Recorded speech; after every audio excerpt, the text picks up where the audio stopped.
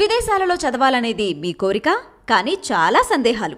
వీటన్నిటికీ full stop పెట్టి మీ dreams fulfil చేసుకోండి. Contact Videsh consults. విజయవాడలో చారిత్రక సంపదగా విరాజిల్లుతున్న బాపు మ్యూజియం, అలాగే పింగళి వెంకయ్య గారి గ్యాలరీ మీ అందరికీ తెలిసినదే. సో అతి పురాతనమైన కట్టడాల్లో చాలా ప్రసిద్ధి చెందిన కట్టడాలు ఈ రెండు. కానీ ఈరోజు జగనన్న ప్రభుత్వం వచ్చిన తర్వాత ఏ విధంగా అయితే దీనికి టెక్నాలజీని కూడా యాడ్ చేసి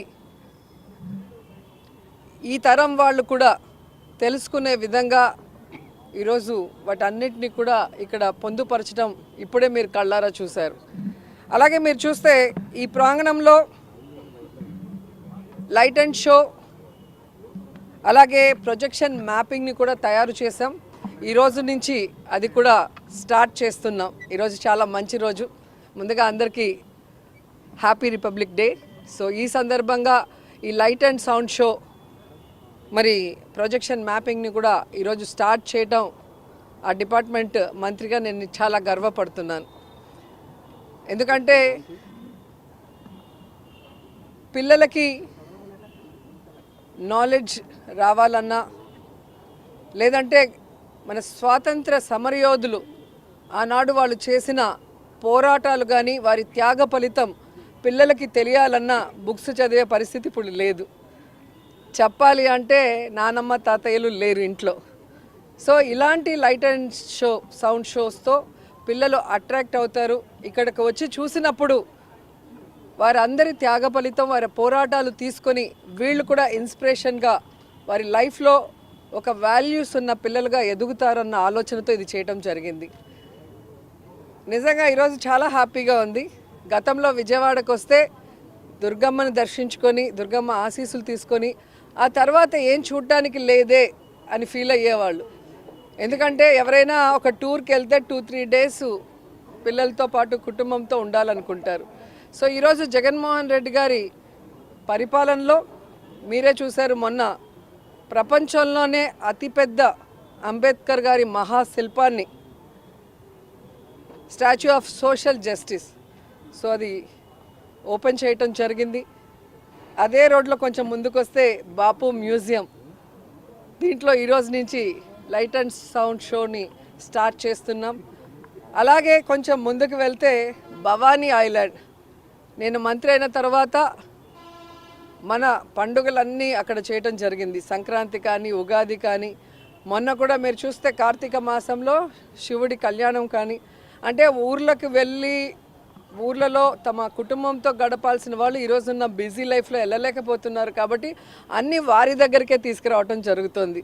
సో ఈ విజయవాడలో ఈరోజు అభివృద్ధి అంటూ జరిగింది అంటే అది జగనన్న గారి పరిపాలనలోనే నేను గర్వంగా చెప్పగలను. అండ్ ఈరోజు మీరు చూస్తే మా ఆర్కియాలజీ అండ్ మ్యూజియం డిపార్ట్మెంట్ రెండు కూడా చాలా అద్భుతంగా పనిచేసి ఇక్కడ మ్యూజియంలో కానీ, అలాగే లైట్ అండ్ సౌండ్ షో కానీ మీరు చూస్తే మీకు గూస్ బంప్స్ వస్తాయి.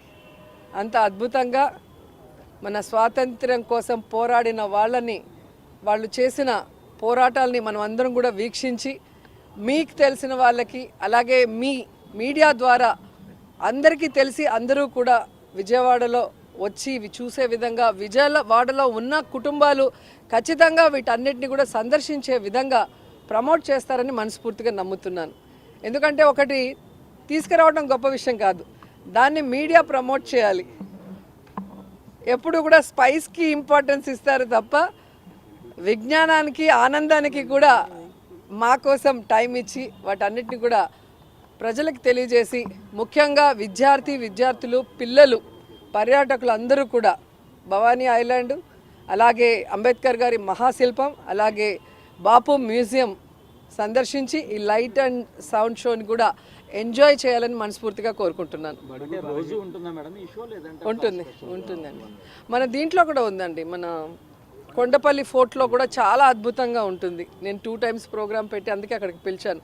స్పోర్ట్స్లో గెలిచిన వాళ్ళందరికీ కూడా అక్కడ ఇవ్వటం జరిగింది. ఎందుకంటే మన దగ్గర చాలా ఉన్నాయి, కానీ వాటిని ప్రొజెక్ట్ చేసే వాళ్ళు లేక, ఇప్పుడు మేము పెట్టినా కూడా మీరు టీవీలో టెలికాస్ట్ చేసి పేపర్లో దాని గురించి రాస్తేనే కదా ప్రజలకు తెలుస్తుంది.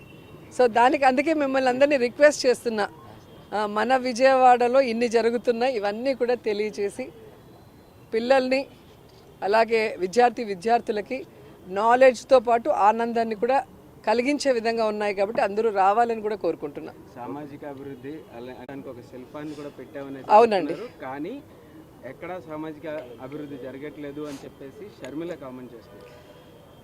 ఇప్పుడు సంక్రాంతికి వస్తారు, వచ్చి మళ్ళీ వెళ్ళిపోతారు. అలాంటి వాళ్ళల్లో వీళ్ళు కూడా ఒకరని నేను అనుకుంటున్నా. ఎందుకంటే నాన్ లోకల్ పొలిటీషియన్స్, వీళ్ళు ప్రజల్లో ఉండరు, ఇక్కడ వాళ్ళ కుటుంబాలు కాపురం ఉండవు, ఇక్కడున్న ప్రజల సమస్యలను తెలుసుకోరు. కేవలం ఎలక్షన్స్ వచ్చినప్పుడు సంక్రాంతికి ఎలాగైతే డూడు బసవన్నలు వస్తాయో అలా వస్తారు, వెళ్ళిపోతారు. కాబట్టి ప్రజలకు తెలుసు మొదటి నుంచి ప్రజల్లో ఉంటుంది ఎవరు, ప్రజల సమస్యల కోసం పోరాడింది ఎవరు, అధికారంలోకి వచ్చాక ఆ సమస్యల్ని దూరం చేసి వారికి ఇచ్చిన ప్రతి వాగ్దానాన్ని నెరవేరుస్తూ రాష్ట్రాన్ని అభివృద్ధి చేస్తూ ప్రజలకు కూడా సంతోషాలను అందించింది వైఎస్ఆర్ గారు, జగన్ గారు మాత్రమే. కాబట్టి ఈరోజు ఎవరో వచ్చి ఏదో చెప్తే జనాలు నమ్మటానికి పిచ్చోళ్ళు కాదు. ఇప్పుడు సోషల్ మీడియా చాలా అవేర్నెస్ క్రియేట్ చేస్తుంది. సో ఇక్కడే పుట్టి, ఇక్కడే పెరిగి, ఇక్కడే ఓటుతో ఆయన ఇక్కడే ఇల్లు కట్టుకొని, ఇక్కడే తన కుటుంబం కూడా ఉంటూ ప్రజల మధ్యలో ప్రజానాయకుడిగా ఎదిగిన వ్యక్తి జగన్మోహన్ రెడ్డి గారు. ఈరోజు ఒక పార్టీ పెట్టి తన తండ్రిని అభిమానించే వాళ్ళకి తన తండ్రి లేరు అని, ఇక మాకు లైఫే లేదనుకొని ఏడుస్తూ ఉన్న ఈ రాష్ట్ర ప్రజలకి రాజన్న బిడ్డ నేనున్నాను, రాజన్న రాజ్యాన్ని తీసుకొస్తానని పావురాల గుట్టలో ప్రమాణం చేసి ఆ తర్వాత ఎన్ని కష్టాలు, ఎన్ని అవమానాలు, ఎన్ని తప్పుడు కేసులు పెట్టి ఆయన్ని జైల్లో పెట్టినా కూడా ఏ రోజు ఎవరికి తల ఒగ్గలేదు, ఎక్కడా కాంప్రమైజ్ అవ్వలేదు, ఎక్కడా ఏ పార్టీతో పొత్తు పెట్టుకోలేదు, ఏ పార్టీలో విలీనం చేయలేదు. అది నాయకుడి లక్షణం. అంతేగాని పక్క రాష్ట్రంలో పార్టీలు పెట్టి అక్కడ జనాలు చీకొడితే మళ్ళీ ఇక్కడికి వచ్చి కాంగ్రెస్లో చేరి మాట్లాడితే ప్రజలేం పిచ్చోళ్ళు కాదు. ఈరోజు ఆంధ్రప్రదేశ్లో కాంగ్రెస్కి ఓటు అడిగే నైతిక అర్హత లేదు, హక్కు లేదు. ఎందుకంటే బాగున్న ఈ రాష్ట్రాన్ని ముక్కలు చెక్కలు చేసింది కాంగ్రెస్ పార్టీ.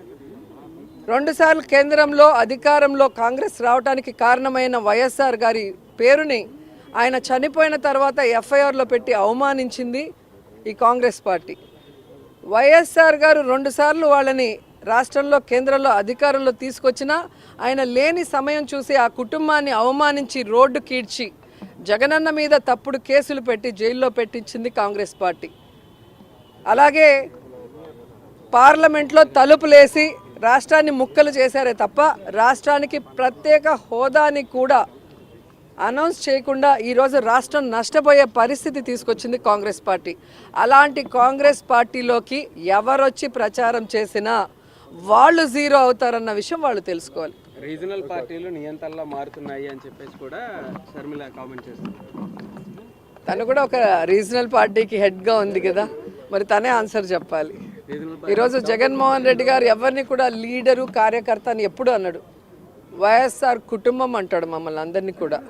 ఈరోజు ఎస్సీ, ఎస్టీ, బీసీ, మైనారిటీ సామాన్యులందరినీ కూడా అసామాన్యులుగా మంత్రుల్ని, డిప్యూటీ సీఎంలు చేసిన ఘనత జగనన్నకే ఉంది. నియంతృత్వ పోకడలు ఉంటే ఇవన్నీ ఎలా జరుగుతాయి? గతంలో మీరు అందరూ రాజకీయాలను చూశారు. గతంలో మినిస్టర్లు ఎవరు, వాళ్ళ పరిపాలన విధానం ఎలా ఉంది, ఈరోజు ఎలా ఉందో మీరు చూడండి. ఒక మేనిఫెస్టోని జగన్మోహన్ రెడ్డి గారు ఇచ్చిన రోజే చెప్పాడు, ఇదొక బైబిల్, ఇదొక ఖురాన్, ఇదొక భగవద్గీతగా దీన్ని భావించి నేను పనిచేస్తానన్నారు. అదేవిధంగా పనిచేశారు. ఈరోజు ప్రతి కుటుంబంలో ఎంతమంది ఉంటే అంతమంది ఎస్సీ, ఎస్టీ, బీసీ, మైనారిటీ, ముఖ్యంగా మహిళలకి ఈరోజు సంక్షేమాన్ని, అభివృద్ధిని అందించారు. కాబట్టి అంబేద్కర్ గారి నిజమైన వారసుడుగా సోషల్ జస్టిస్ అనేది చేశారు. కాబట్టి ఈరోజు గర్వంగా అంబేద్కర్ గారి మహాశిల్పాన్ని ఆయన ఆవిష్కరించారు. అలాగే గాంధీ గారు కలలు కన్న గ్రామ స్వరాజ్యాన్ని కూడా జగనన్న తీసుకొచ్చి ప్రజల వద్దకే పరిపాలన వెళ్ళింది. కాబట్టి ఈరోజు ప్రజలు ఎవరికి లంచాలను ఇవ్వాల్సిన అవసరం లేదు, ఏ నాయకుడికి తల వంచి కాళ్ళు పట్టుకోవాల్సిన అవసరం లేదు. డైరెక్ట్గా డీబీటీ ద్వారా వాళ్ళ అకౌంట్లకే వారి ఇంటికి వాలంటీర్ వెళ్ళి వారికి కావాల్సిన పేపర్స్ తీసుకొని ఎవరు దేనికి అర్హత ఉంటే అది డైరెక్ట్గా వాళ్ళ ఇంటికి వస్తుంది. అంటే ఎక్కడ నియంత్రిత పోకడలు ఉన్నాయో ఒకసారి చెప్పాలి. కాబట్టి వాగే నోర్లకి 2024 సమాధానం చెప్తుంది.